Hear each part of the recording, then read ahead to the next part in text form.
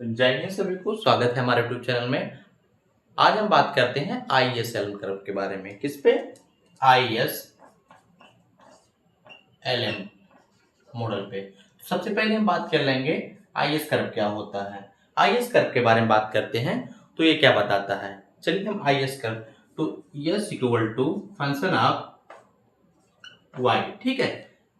ये किस पे डिपेंड करता है? वो इनकम पे डिपेंड करता है। सेविंग किस पे डिपेंड करता है? इनकम पे डिपेंड करता है। समीकरण नंबर 1। दूसरा है I equal to function of rate of interest, ठीक है।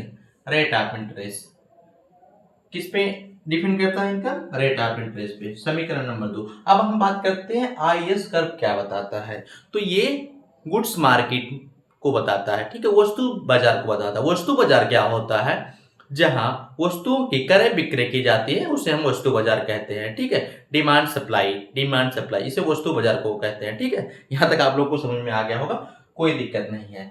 तो IS कर्व तो इन्वेस्टमेंट इक्वल टू सेविंग, ठीक है। सेविंग इक्वल टू इन्वेस्टमेंट दोनों लिख सकते हैं। IS कर्व क्या बताता है? सेविंग इक्वल टू इन्वेस्टमेंट, ठीक है। इन्वेस्टमेंट, ठीक है। बचत और निवेश ये बराबर होता है, ठीक है। ये IS कर्व ही बताता है। अभी LN कर्व के बारे में बाद में बात करेंगे, पहले इसके बारे में बात कर लें फ्रेंड्स, ठीक है। यहाँ तक आप लोग को समझ में आ गया होगा, कोई दिक्कत नहीं है। चलिए इसका हम डायग्राम फटाफट देख लेते हैं। डायग्राम क्या बताता है, आपको कैसे आसानी से समझ में आ जाएगा, उसके बारे में बात कर लेते हैं बहुत ही आसान में, ठीक है। एक्स अक्ष, वाई अक्ष, एक्स अक्ष वाई अक्ष ये है सप्लाई, ठीक। ये है हमारा इन्वेस्टमेंट, ठीक है। ये कौन सी लाइन है? इन्वेस्टमेंट का। रेट ऑफ इंटरेस्ट यहाँ 6% लेते हैं। दूसरा इन्वेस्टमेंट लाइन बना देते हैं, यहाँ पर हम 4% ले रहे हैं, ठीक। तीसरा लेते हैं, यहाँ पर हम कितना ले रहे हैं? 2% ले रहे हैं, ठीक। 2% रेट ऑफ इंटरेस्ट ले रहे हैं। इस पे हम क्या लिए हैं? सेविंग प्लस इन्वेस्टमेंट, ठीक है। इस पे क्या लिए हैं? इनकम लिए हैं। क्या लिए हैं? इनकम लिए हैं, ठीक है। इनकम लिए हैं। अब हमें ये देखना है रेट ऑफ इंटरेस्ट, और ठीक है, जब रेट ऑफ इंटरेस्ट 6% है, ठीक है। रेट ऑफ 6% है, सॉरी इन्वेस्टमेंट जब 6% है तो हमारा इनकम कितना है? Y1, यानी मतलब मान लो 4 है, ठीक है। जब हमारा इन्वेस्टमेंट और बढ़ रहा है तो हमारा इनकम Y2 हो जा रहा है, यानी 8%। जब हमारा इन्वेस्टमेंट और बढ़ रहा है तो हमारा इनकम हो जा रहा है Y3, यानी 10%। इन्वेस्टमेंट इक्वल टू सेविंग, हमें यहाँ पर यह देखने को मिल रहा है जैसे जैसे हमारा इन्वेस्टमेंट बढ़ रहा है हमारा इनकम भी बढ़ रहा है। इन्वेस्टमेंट बढ़ेगा तो इनकम बढ़ेगा, इन्वेस्टमेंट बढ़ेगा तो इनकम बढ़ेगा।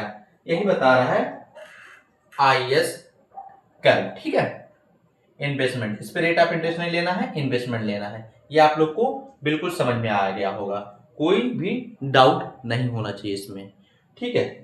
कोई भी डाउट इसमें नहीं होना चाहिए। अब इसी कर्व को थोड़ा छोटा करके नीचे ही समझा देंगे, अगर बगल में बनाएंगे तो आप लोग समझ नहीं पाएंगे। बस जल्दी से चलो बना देते हैं इसी को, थोड़ा छोटा करके। ये 2 कर्व बनाना पड़ेगा, 2 डायग्राम, जिससे आपको आसानी से समझ में आ जाएगा, कोई भी दिक्कत नहीं होगी, ठीक है। चलिए यहाँ पर एक छोटा सा लेते हैं, ठीक है। ये तो पता है सप्लाई है, ये हमारा इन्वेस्टमेंट, पेन बदलते रहते हैं ताकि आप लोग को समझ में आ जाए, ठीक है। हमारा इन्वेस्टमेंट लाइन है, ठीक है। इन्वेस्टमेंट लाइन है,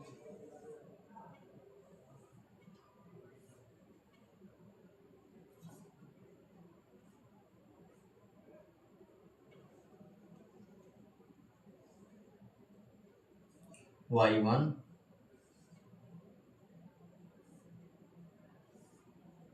ठीक, y2 y3 x y x saving equal to investment saving equal to investment हो गया। तो यहाँ पर आप लोग को समझ में आ रहा हो, जैसे जैसे हमारी सेविंग बढ़ रही है वैसे वैसे हमारी इनकम बढ़ रही है। ठीक है, कैसे बढ़ रही है? इनकम बढ़ रही है, इनकम बढ़ रही है। सेविंग बढ़ने से हमारा इनकम बढ़ रहा है, ये आप लोग को समझ में आ रहा होगा कि जैसे जैसे हमारी सेविंग बढ़ रही है उससे इनकम बढ़ रही है। ठीक है, नीचे एक डायग्राम लेते हैं, उससे आपको रेट ऑफ इंटरेस्ट समझा देंगे। ठीक है, उससे आपको रेट ऑफ इंटरेस्ट समझा देंगे कैसे हो रहा है। ठीक है,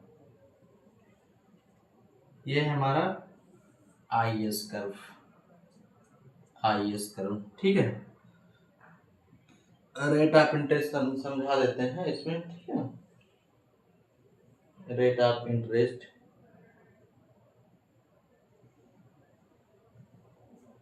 ठीक है, ले लिए हैं rate of interest, rate of interest यहाँ क्या लिए हैं? Rate of interest. यहाँ लिए हैं इनकम, क्या लिए हैं? इनकम। ठीक है, रेट ऑफ इंटरेस्ट पे लिए, जब 6% रेट ऑफ इंटरेस्ट है तो हमारा इनकम कितना है? y1।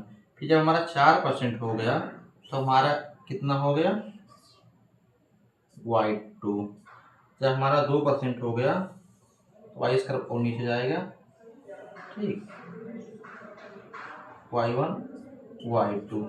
हम यहाँ पर यह देख रहे हैं जैसे जैसे रेट ऑफ नीचे गिर रहा है हमारा इनकम बढ़ रहा है। कैसे बढ़ रहा है? डोमेस्टिक लेवल पर जब हम बात करते हैं, डोमेस्टिक लेवल पर कि जब एक्सपेंडिचर इकोनॉमी में होगा तो हमारा इनकम भी बढ़ेगा, इनकम बढ़ेगा तो हम डिमांड करेंगे। तो IS कर्व आपको समझ में आ गया होगा। ठीक है, IS कर्व आपको समझ में आ गया होगा। ठीक है, ये saving equal to investment, rate of interest. ठीक है, रेट ऑफ इंटरेस्ट यहाँ भी हम दिखा सकते हैं कि रेट ऑफ इंटरेस्ट है तो हम इतना % इन्वेस्टमेंट कर रहे हैं, रेट ऑफ इंटरेस्ट घट गया तो इतना, फिर इतना, फिर इतना। ठीक है, यहाँ तक आप लोग को बिल्कुल समझ में आ गया होगा कि IS कर्व क्या बताता है।